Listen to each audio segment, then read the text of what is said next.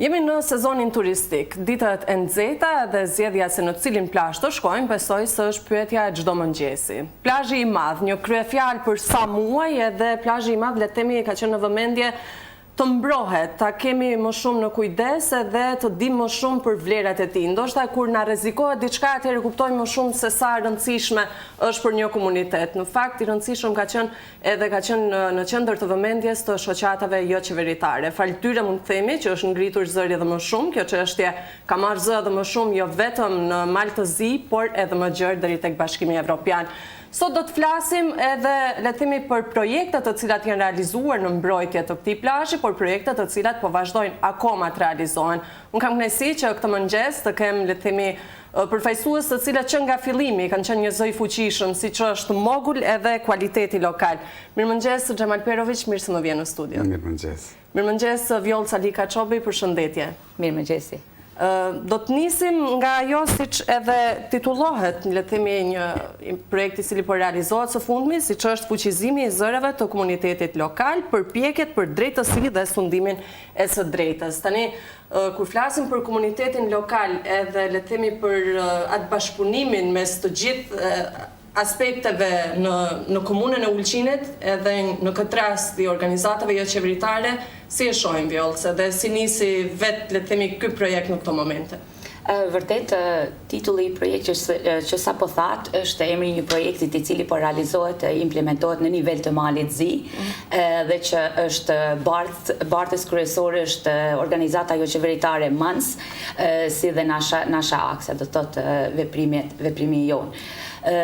Kurse organizata shoqata e grave kualiteti lokal, në këtë rast duke qenë që ka qenë angazhuar prej nga fillimi I iniciativave, I kampanjes për mbrojtjen e plazhit të madh, në këtë rast ka filluar implementimin e projektit plazhi I madh, përgjegjësi e madhe. Duhet ta cek në fillim fare që kjo është realizuar do të thotë në një bashkëpunim të shkëlqyer, do të thotë me mogullin patjetër, por edhe me partnerët tonë lokal, me bashkëpunëtorët tonë lokal, siç është Portal Ule Info dhe Martin Schneider Jakobi, gjithashtu të cilët kanë qenë aktiv gjatë gjithë kohës. Arsyeja, le të themi, pse kemi vendosur që të marrim një iniciativë të tillë dhe të mbështetur nga organizata që janë shumë të mëdha se ne në nivel të Malit Zi, ka qenë ajo që ne duhet gjatë gjithë kohës të jemi vigjilent dhe të mbajmë vëmendjen tek plazhi I madh. Ne dim do të thotë që marrëveshja është miratuar, është aprovuar e gjitha ato. Mirë po, këtu nuk përfundon gjithçka. Në fakt, ndoshta tani është ajo e jona edhe më tepër përkundër asaj çfarë kemi bërë deri tani, e jona është më tepër të bëjmë, të vazhdojmë të bëjmë një farë mënyrë që edhe tek të gjithë komuniteti, por edhe më gjerë, edhe jashtë Ulqinit në nivel të Malit Zi, ashtu siç e the edhe ti, ta mbajmë vëmendjen dhe të tregojmë pasi që fatkeqësisht ndoshta qeveria jonë ka nevojë që ne t'i themi që edhe ne jemi këtu, edhe qytetarët janë këtu, edhe Ulqini është këtu, banorët e Ulqinit. Është thënë shumë fuqishëm në fakt, edhe në këtë rast flas për organizatat jo qeveritare. Kanë qenë organizime të protestave pa marrë parasysh se sa ka qenë pjesëmarrja, protestat në numër, nëse I shohim, kanë qenë të shumta të realizuara. A ka pasur në këto moment një bashkim më të madh të OJQ-ve, çfarë mund të themi? Po. Me që jam I kyçur prej momentit të parë, prej një bisede telefonike me Vanja Qallović, kur është alarmua dhe kryebashkiaku në leximin e parë të asaj marrëveshje famkeqe, shifet qartë, edhe ata nuk e kanë shef në asnjë moment, edhe pse pastaj duke u mbrojtur nga kritikat kanë thënë që në marrëveshje nuk përmendet Allabari. Po Allabari të shetit krejt kohën nëpër plazh të madh nëpër Mal Zi, është ditë se targeti është plazhi I madh. Dhe ky alarm ka ba buj, ka marrë jehon, edhe jam shumë I lumtur edhe mburrem me faktin se sektori civil ka qenë unik plotësisht.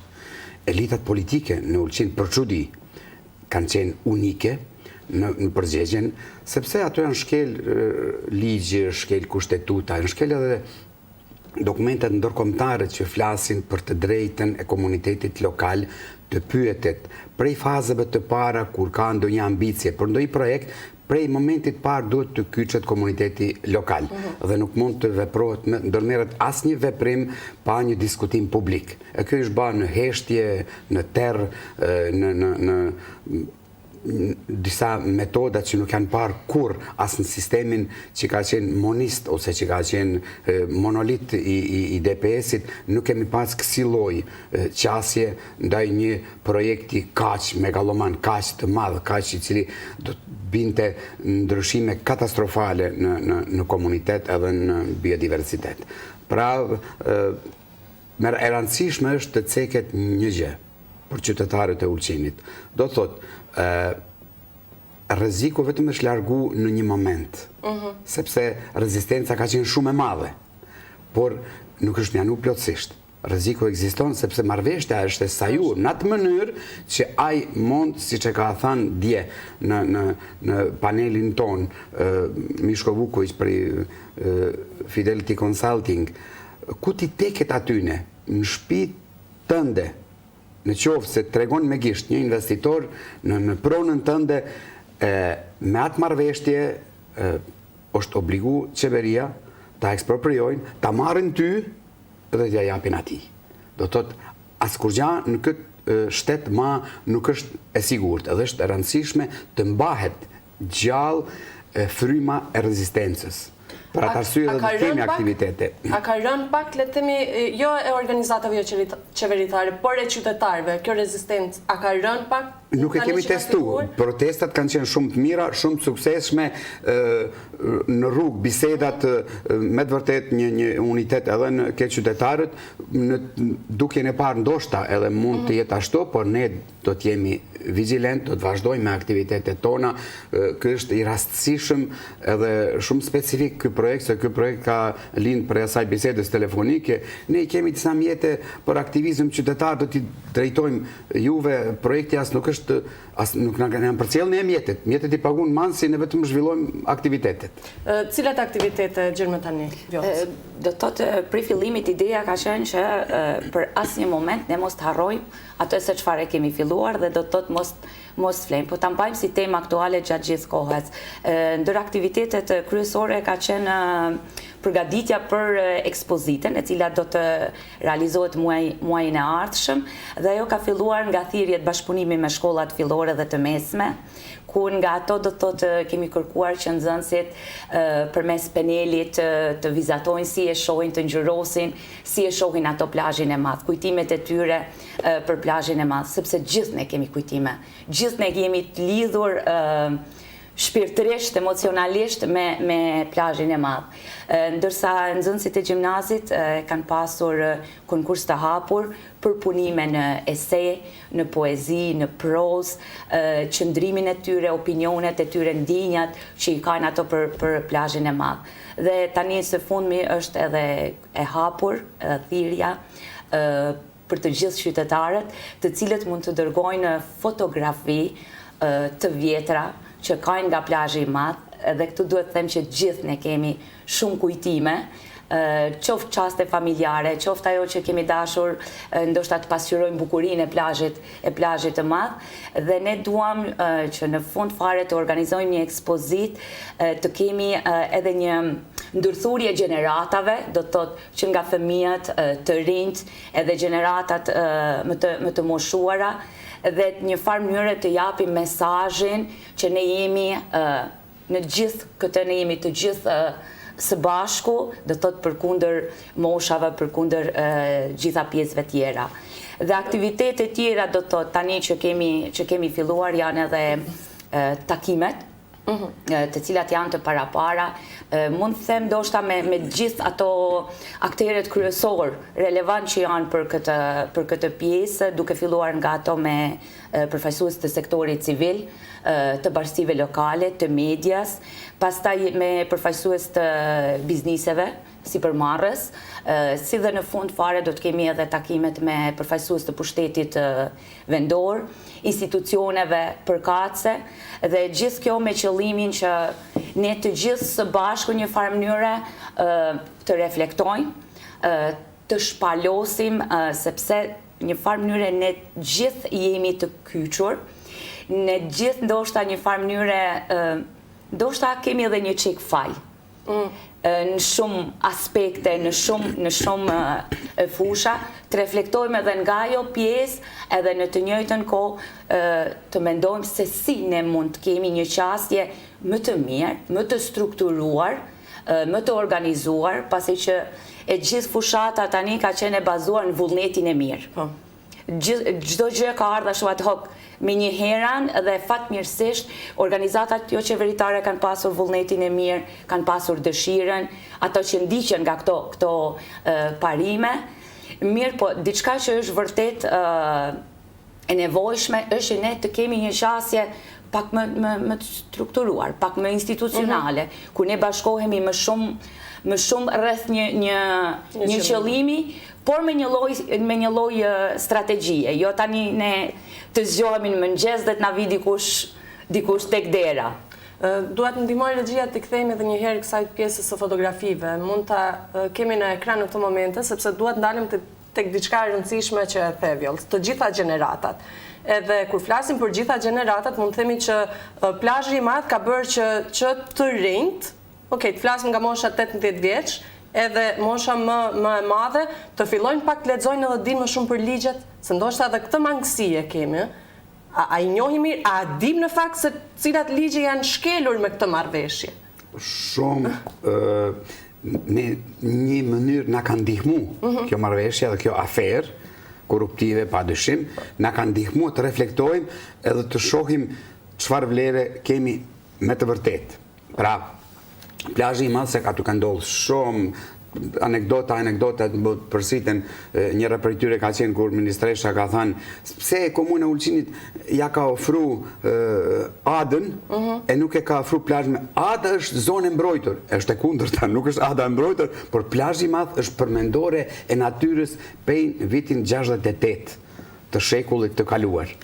Dhe është shumë e rëndësishme që ne na ka ndihmu edhe në një aspekt tjetër kjo aferë, që të shohim që ne devastimin e plazhit madh kemi fillu ka herë, allabaret e vegjël kanë vepru, korrupsioni ka vepru, qoftë edhe me ndërtimet edhe ata që ne mendojmë se janë me leje, siç është fusha e Ulqinit, edhe aty nuk janë respektu standardet e ndërtimtarisë, por është mbi ngarku me banesa dhe nuk është lanë hapësirë për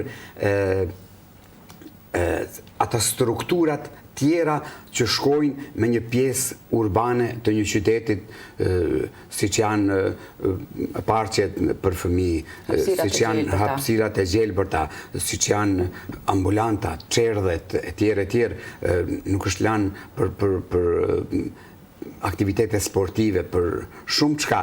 Dhe është mirë ne të reflektojmë edhe ne do të tentojmë, aq sa mundet sektori civil, të tërheqim vëmendjen në devastimet e ndodhura dhe të tentojmë pse jo edhe në një moratorium të afatizuar për ndalimin e çdo ndërtimi të banesave në shitje, sepse ky qytet ka më shumë banesa se sa qytetar. Pra, kjo nuk përkon me infrastrukturën ekzistuese, nuk mund t'i shërbejmë të kemi servis për aq banesa sa janë duke u ndërtuar momentalisht në komunën e Ulqinit. Kjo është një rrezik i madh e ka shumë shembuj në përbot, njëri prej tyre është edhe Buda, është duke u afru atij momenti kritik ku do të bëhet i pakëndshëm, i pabanueshëm për qytetarët, i pakëndshëm për turistët dhe shpejt do të filloj edhe të bi vlera e patundshmërive dhe atyre banesa, kur ti e mbyll një hapësirë plotësisht edhe e betonizon, ajo nuk ka ma vlerë për kvalitet të jetës.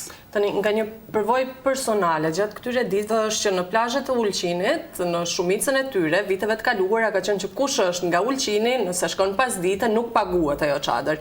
por tani kur shkon në plazhet, ndjen ndoshta në siklet kur të vinë për të kërkuar të hollat për çadrën, sepse arsyeja është një shifër e madhe që duhet të arrihet këtë vit edhe nga ato pronarë që arritën që ta marrin plazhin. A do të ndikojë negativisht në ekonominë e tyre?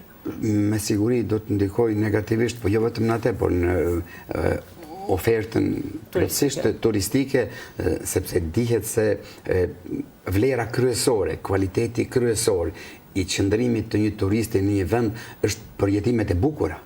Është kënaqësia që merr me vete, kujtimet që merr me vete në çdo aspekt.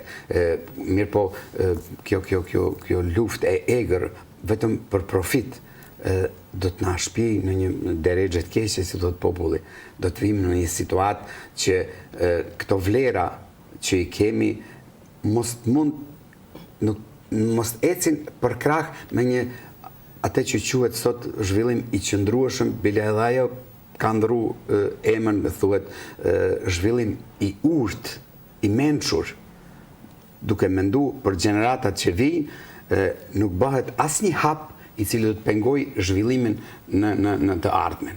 Edhe dje në panel është cekur apo është krahasuar, mund të themi, ajo çfarë Alabari ka bërë në Beograd me ato se çfarë synonte që të bënte në Ulqin. A i di mirë se atë janë mangësitë që janë realizuar atje dhe me mangësitë ndoshta që do të preknin në Ulqin? Unë kam qenë në Beograd dhe kam marrë vesh një anekdot, një të vërtet, që atje është njeriu në Beograd në Vodi, i cili është i paguar të ndezi dritat kur bje terri, muzgun, që t'i jap një farë gjallënie asaj pjesë. Se janë të banuar. Se janë të banuar, se atë shumë prej tyre ende nuk janë të shitura, sepse kanë çmime maramense prej 7.000 deri në 15.000 metra katror e banesave, dhe janë të pakt ata që mund të blejnë, janë sportistët e njohur, aktorët, njerëz që kanë gjatë privatizimit janë ba milioner, dhe gjithashtu ka tregu edhe mangësi shumë tjera që është ekonomist i dalluar në Maltezi, Zotri Vuković për Fidelity Consulting, ka ba edhe për llogaritjen që aq është atje korupcion i madh, aq shumë ka marrë Vučići me kompani, sa që shtetit është dhënë një qira fare e vogël, edhe plus janë përgatiten normat ligjore, të cilat mos qikohet të caktuar e bajnë pronar, edhe pse fillimisht ajo duket se është dhënë me qira. Ti kur e dikuj për 99 vjet, a është e sigurt që është e tjetërsuar fare, jo vetëm e shitur, por e tjetërsuar, është eksterritorialitet, ne nuk kemi mundësi sot me hyrë në disa pjesë të plazhit të madh, jo ma në qoftë se do ta kishte marrë komplet. Kemi pasur shumë komente, le të themi gjatë seancave të kuvendit, edhe nga ministra, edhe nga deputet, të cilët kanë thënë që okay, nuk doni investime me një nënçmim, Ulqinit i mungon pastërtia, i mungon kjo, i mungon ajo, ju nuk doni investime në një farë mënyrë si kërcënin që nëse nuk e doni nuk ju japim. Ka qenë i tillë qëndrimi. Një kërcënim populist i cili ka tentuar edhe të bëj pak edhe atë ta ngrisë në nivel më të lartë atë urrejtjen dhe animozitetin edhe në baza nacionale, edhe ajo është një diçka mungesë e argumenteve të mirëfillta. Edhe kanë provu në çdo mënyrë, mirë po sektori civil duhet të jemi të sinqert, duke ju falenderu sektorit civil edhe jashtë Ulqinit, ne kemi dhënë kontributin ton, por ajo puna me të cilën merren organizatat e mëdha, siç është Mansi, CZIP-i, Fidelity Consulting, Green Home, etj. Ato kanë dalë vetëm me argumente, kështu që çdo kontraargument i këtij tipit menjëherë ai ka mund të deportojë vetëm në analfabetët dhe tek ato që janë veç me të ushqyer me urrejtje. Bashkëpunimi mes organizatave jo qeveritare lokale, në këtë rast siç jeni ju dhe i le të themi pushtetit lokal ka qenë i mirë në gjithë realizimin e këtyre proceseve dhe hapave. Tani çfarë kërkohet më shumë, Vjollc, ndoshta edhe nga pushteti lokal? Cilat janë ato kërkesa që ndoshta vijnë vetë edhe nga ky implementim tani për pushtetin lokal nga ana e OJQ-ve? Unë dua ta kthej që nga dita e komunës së Ulqinit, në cilin kryetari i komunës ka vendosur që në vend të shënimit të ditës së komunës të bëjë protest. Gjë që tek ne ka ardhur më se mirëseardhur. Do të thot ne për një moment, pasi që ti kur i hub gjitha shpresat, një farë mënyre që a ka mbetur dikush tek pushteti vendor që më të vërtet e ka një lloj ndjenje ndaj hapësirës, ndaj mbrojtjes mjedisit dhe ndaj asaj se çfarë është vërtet zhvillimi qëndrueshëm. Dhe kjo na ka ardhur një moment kur gati i kemi tret gjitha shpresat në atë drejtim, sikur na ka ndezë edhe një shkëndij shprese e që prit se diçka qenë ka vërtet, dhe ne që nga momenti i parë do të thotë jemi përgjigjur gjitha thirrjeve të kryetarit fillimisht, por edhe sekretariateve tjera që për bashkëpunim. Do të thotë dhe që të jemi pjesë e bashkëpunimit që nga fillimi, dhe ato e kanë parë do të thotë dëshirën dhe vullnetin tonë, dhe që jemi faktikisht për të njëjtën kauz. Jemi gjithë së bashku.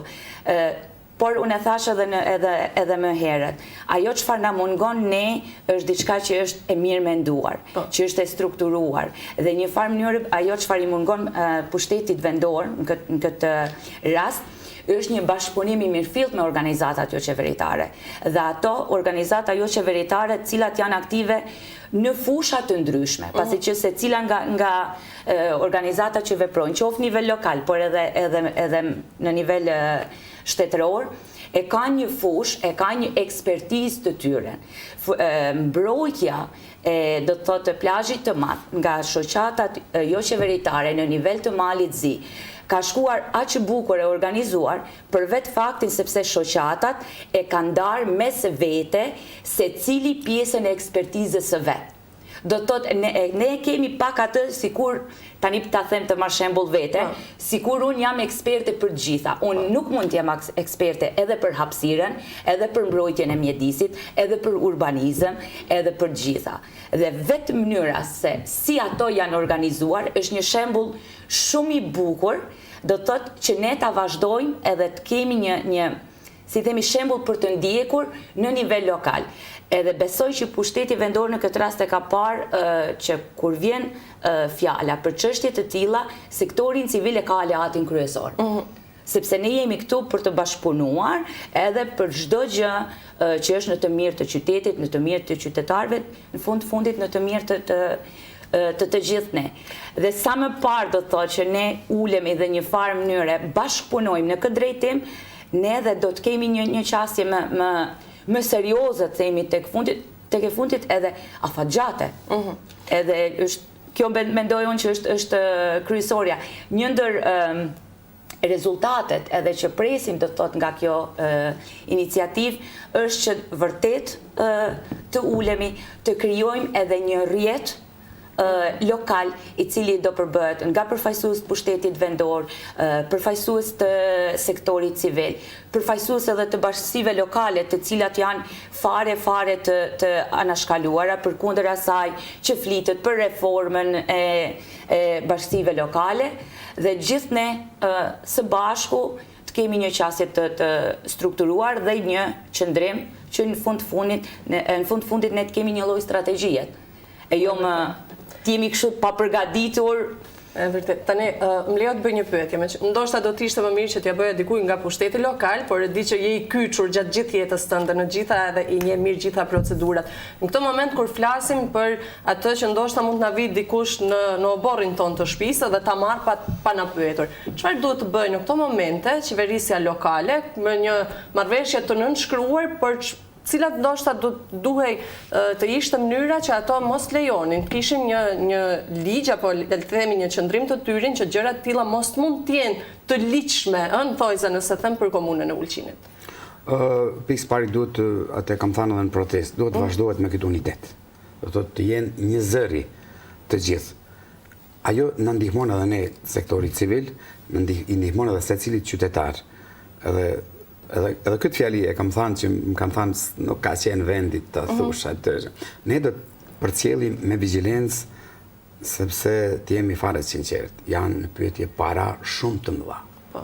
Para të ndyta që ata edhe ma kallaj kështu nepen. Pa dhimbje. do të thot, roli i qytetarëve, roli i sektorit civil është të përcjellim se cilën lëvizje, se cilën fjali të përfaqësuesve tonë që i kemi zgjedhur dhe t'i dënojmë ata të cilët dalin nga kjo vijë e unitetit dhe të njohim gjithmonë qytetari do të di gjithmonë atë magjistralen e interesave që janë vendosur pikërisht gjatë këtyre 2 muajve. Dim ma mirë se kur ne dim se çka dojmë.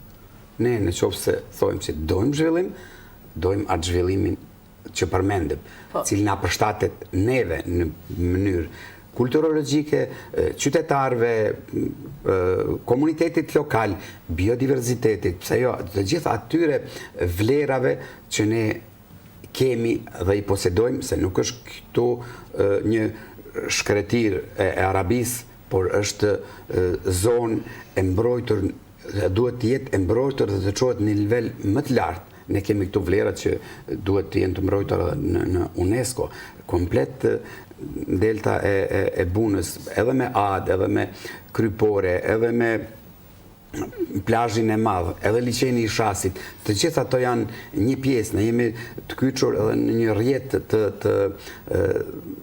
këtij brezit të gjelbërt evropian dhe kemi vizituar disa shtete.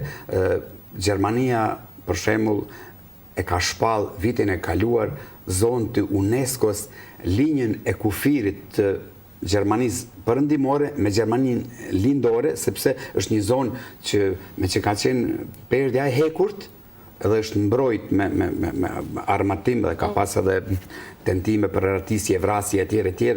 Aty është kriju një biodiversitet unik të cilën Europa dëshiron ta ruajë. Edhe ne duhet ta ruajmë këtë brezin tonë që ende është deri diku i mbrojtur. Zbashku me Mansin edhe me gjitha organizatat e tjera jo qeveritare, kush është parë më i korruptuari në këtë situatë? Kryeministri në rënd të parë që e disi ai sot nuk e di se sa është pesha e tij në trupin votues, por me të vërtet prej fillimit të karrierës tij është nxanë në mashtrime shumë herë, edhe nuk është që i besojnë as ata që kanë ngrit dorën dhe kanë votuar. As ata nuk i besojnë, por ata në një mënyrë, me ato metodat, atij sistemi 30 vjeçar të DPS-it, i kanë ata mënyrën se si njerëzit t'i mbajnë për vete, t'i mbajnë peng, edhe ato t'i shërbejnë atyre vetëm për të çuar dorën. Nga kush jemi më të zhgënjur në këtë dorë të çuar? Mund saktojmë ndonjë subjekt politik ndoshta në këto momente? Si më të zhgënjur apo më të zhgënjur jemi prej asaj që është shënuar si partia fare e re, fare e pa korruptuar, ka dalë si e para në zgjedhje, e para me numër të votave, dhe për një kohë shumë të shkurt janë korruptu pothuajse të gjithë.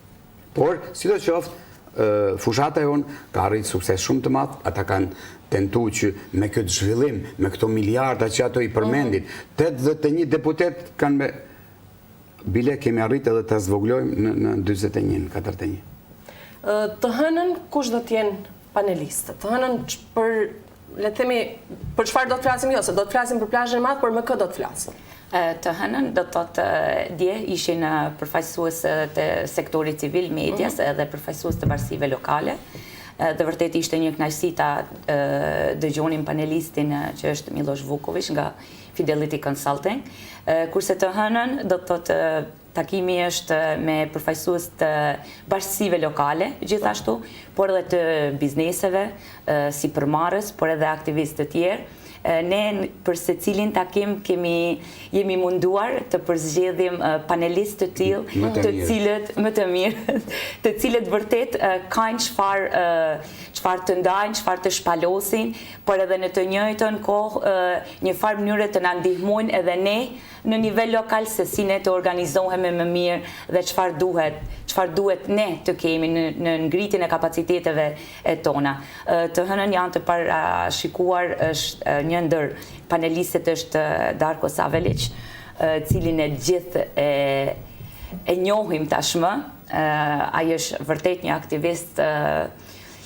aktivist i madh i rrallë, i cili e njeh fullqinin shumë mirë, por që njëkohësisht e kemi lidhur me bizneset, pasi që edhe ai e ka të filluar një biznes të vogël, familjar, çfarë ne do kishim dëshirë që ai të ndante me të pranishmit, dhe dua të cek edhe diçka tjetër që ta lidh me shoqatën e grave, pasi që në shoqatën e grave janë shumica grave janë sipërmarrëse, janë prodhuese, dhe ne gjatë gjithë kohës, edhe me projekte, edhe do të thotë me iniciativa vullnetare, provojmë t'i fuqizojmë se si ato të fillojnë biznese të vogla, sipërmarrje të vogla, e gjithmonë duke ruajtur mjedisin, edhe në të njëjtën kohë duke u kujdesur që ne të ruajmë dhe promovojmë kulturën, trashëgëminë, gastronominë tonë,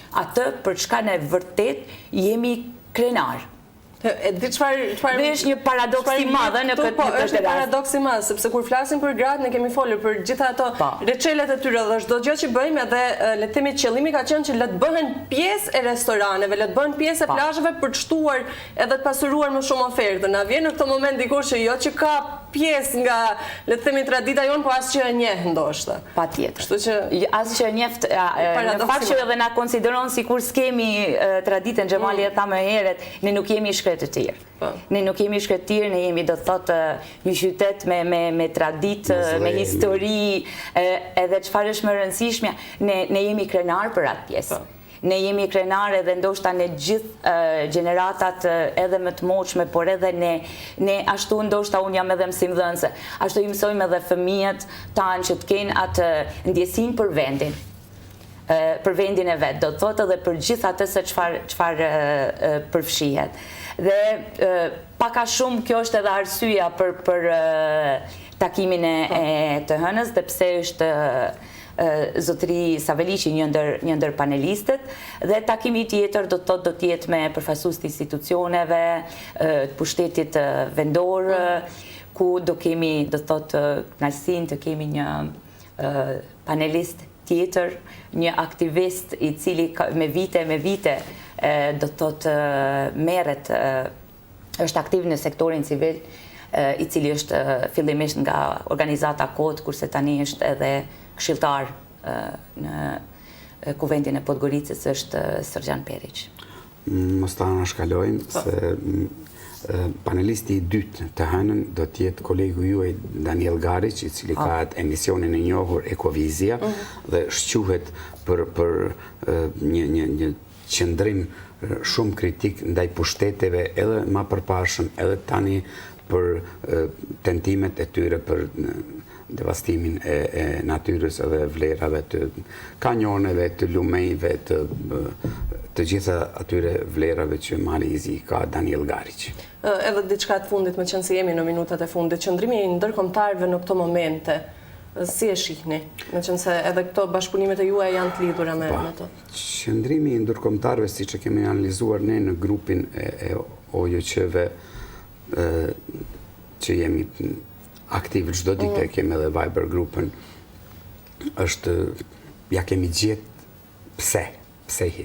Do të thotë ato nuk janë fare të qartë në mbrojtjen e atyre vlerave dhe të kapitullit 27 të mjedisit, edhe të kapitullit 5 konkurencës, edhe tenderizimit të çdo gjëje, me çka i shkon kundër kjo marrëveshje, janë në fazën kur me padurim kanë prit, janë dy elemente aty. Elementi i parë është që me padurim kanë prit të shkatrohen monopolet e DPS-it pas 30 vjetëve dhe të filloj një demokratizim, një tranzicion i shtetit i përshpejtuar, dhe disa procese në lëvizje ata i kanë lavdru. Dhe tash nuk mund të tërhiqen mrapa. E dyta është qëndrimi i cili ka zgjatë 7-8 vite, 10 vite, që mos të shtohet numri i antarëve. Ai qëndrim gjithashtu nga Bashkimi Evropian është ndryshu dhe tentohet që Ballkani në proces të përshpejtuar të antarësohet për shkak të krizës në Ukrainë. Edhe ata tani janë në një dyzim dhe në disa dilema, ata e thojnë në mënyrë diplomatike që kjo marrëveshje me të vërtet nuk ban, shkon ndesh me marrëveshjen për asocim stabilizim që kemi të nënshkruar me Bashkimin Evropian, mirë po këto elementet e bajnë që të thojnë edhe ata që me të vërtet në marrëveshje kur e lexon nuk shkelen normat e kësaj marrëveshje që kemi stabilizim asocimit me si ka thënë Vanja Qallović, veç në qoftë se metet aty në fijok. Në qoftë se fillon të realizohet, me njëherë fillon shkelja e këtyre standardeve. Faleminderit për gjithë shka që ndatë sot, edhe për gëzimin e timi edhe vetë për përzjedhjen e panelistëve, sepse ndonjëherë janë momentet të tilla që duhet të shfrytëzojmë edhe si qytetarë për të pasur më afër kontakt me persona të tillë, të cilat mund të na mësojnë më shumë dhe mund të na japin më shumë nga përvoja personale dhe le të themi nga gjithë njohuria dhe aftësia e tyre. Faleminderit edhe për iniciativat që merrni. Uroj shumë që një unitet i tillë i organizatave jo qeveritare të vazhdojë edhe më tej dhe le të bëhet më e mira për komunën e Ulqinit. Faleminderit edhe juve. Faleminderit. Unë ju falenderoj të gjithë juve për vëmendjen tuaj. Nëse keni humbur këtë intervistë, do të jemi në ritransmetim gjatë pasdites dhe na gjeni në kanalin ton zyrtar në YouTube Televizionit të UTA. Mirupafshim.